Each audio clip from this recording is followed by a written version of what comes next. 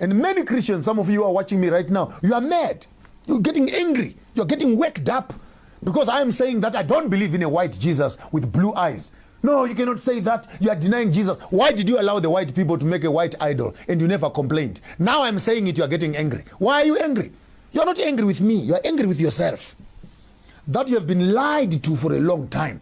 And for the first time, you meet information on your face, and it's causing lots of what we call here psychological misunderstanding, cognitive dissonance in more professional psychological language. It's your own conflict in your own mind with your own belief system.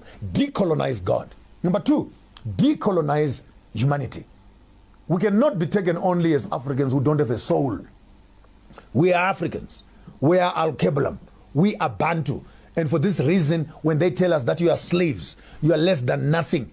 Africans are animals. Africans are this. Africans are this. This dehumanizes us. And if we are to use the Bible as a text, it says we are created in the image of God. And if therefore we are animals, then God is an animal also. If we are stupid, then God is stupid also. And if we are less than human, then God is also less than human. Because what we say, we are in the image of the one who created us. Then we look like the one who has created us. And he who insults me, insults the one who has created me and has made me to be what I am. Therefore, an African must also have permission to identify with a God that looks like him. Yes, Buddhas in China, they can talk to their own Buddha. And the white people can create their own Messiah also, that blue-eyed boy, and hang them around. That's for them. Yes. So what's wrong if he's an African? And if it does not matter whether Jesus is black or white, then can we please have a Chinese one? Can we please have an Indian God also? Because it does not matter. Then all of a sudden, no, we cannot make him anything except white. Then you are giving white people an unnecessary privilege to terrorize the rest of us with their white concept of superiority, which translates itself into politics. We shall conclude there. Then thirdly, we need to decolonize and deconstruct the Messiah, the whole picture of Jesus. If you have a Jesus in your house, a white picture of a Jesus in your house, please burn it. That's a demon that is in your house. If you have a book that has a white picture of a white Jesus on it, please burn that book. Those are white demons. If you have a small little cross on your neck that is hanging with a white Jesus on it, that small little blue-eyed boy, burn it. That is a demon you are carrying in yourself. And we cannot as black people be calling on white demons to oppress us and evoking them, calling these white spirits to come and have superiority over us. The true God of the Bible was not a white man. Madagascar is 100 and something, 200 kilometers away from Africa. It's part of Africa. Yet North Africa, which is Israel, is separated by the Suez Canal and is not part of Africa. And this canal was dug a few days ago. Are you okay in your head? We are on the same platonic stone, Africa and Middle East. And God created a garden east of Eden. Therefore, Africa is Eden. We need to decolonize this Jesus story and throw away a white Jesus with his idols.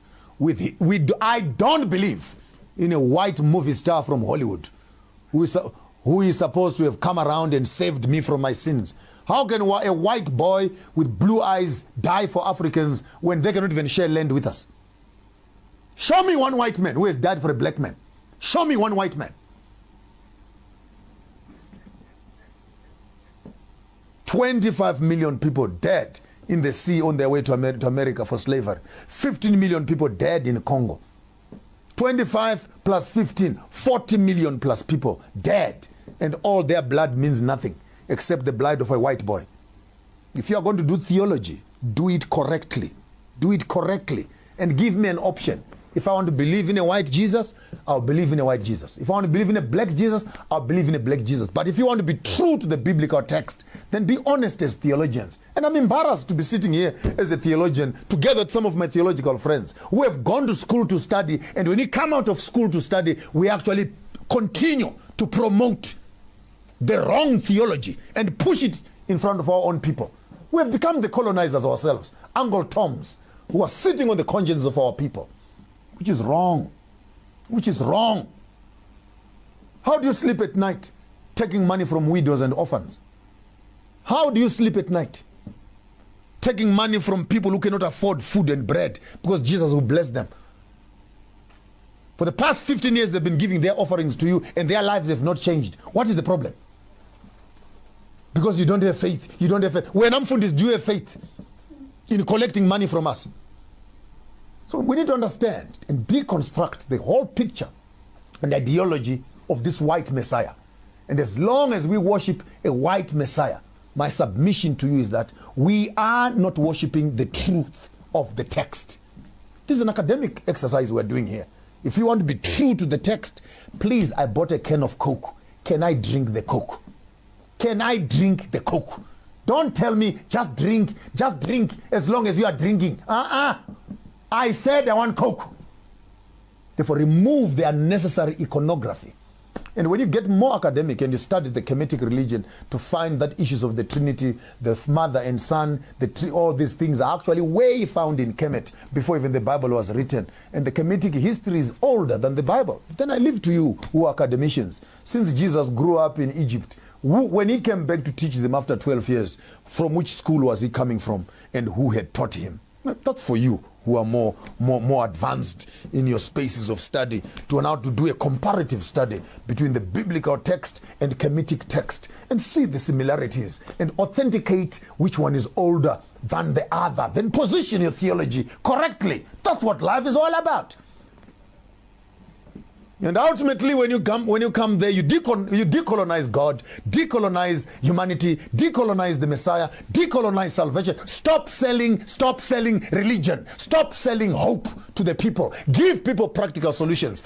Buy farms. How do you buy a factory and then convert it into a church and people come inside and they're praying for employment?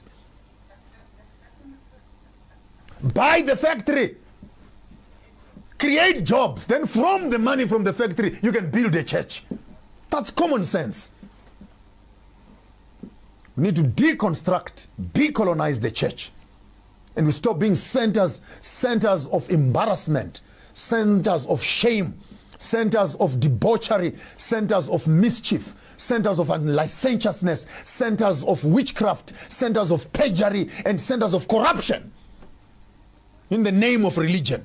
And you don't want it to be spoken about, by the way. Ministers get very touchy. They get very touchy.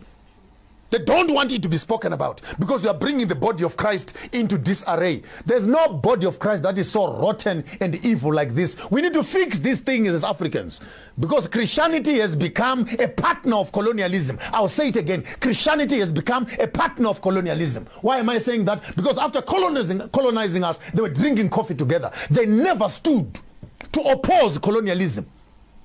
They were benefiting from it. All your cities here have churches that are standing. The church right now in Africa owns more land than many businesses because they were in harmony with the government. May we have some land, please?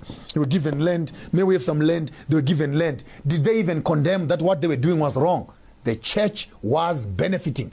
Even now, there are churches that are still benefiting from colonialism. I'm not ashamed to say this. Even the church that I come from, my own church, is still running on the lines of segregation. Whites worship alone, blacks worship alone. We cannot even unite because of racism. The racism, is it biblical? No, it's not biblical. But the church will not stop it because it is founded on the principles of racism and segregation. And now all of a sudden, some other white man from Europe wants to come and run a seminar in Britain of how we must manage racism. How can a racist come and teach us how not to become racist? How can a colonizer come and tell us how to decolonize ourselves? How do you have a conversation with yourself as an abuser of the system? Now you want to come and tell people how to manage and tolerate abuse. How can you be so narcissistic as an organization that you become so insensitive to the needs of the people that it is a conversation by yourself? You colonize the black people. You abuse the black people. You come around a few days later. You want to help the black people to tolerate and manage the colonialism that you gave to them. Are you okay in your head? When you finish abusing a person, when a person is abused, the most horrible thing you can do after raping someone is, oh, let me help you to clean up. Please, leave me alone. You've done what you wanted to do. Can you just get away from here? Let me find love and comfort from people that care for me, and I'll clean up my wounds. And when I am finally clean, and I come back to you and I want to deal with you. You did what you wanted to do and you walked away.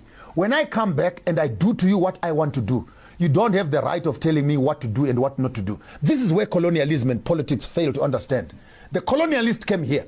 The oppressor came here. They took land, raped the women, destroyed the infrastructure, destroyed our culture and everything else. Then they give you a democratic system with a constitution to help you to manage how to repair yourselves. We cannot tolerate that. You have done what you want to do as Europeans. Step aside. Allow us as black people to decide what we want to do with you.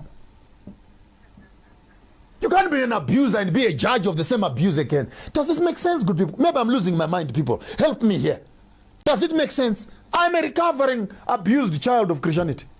I'm recovering from the white nonsense.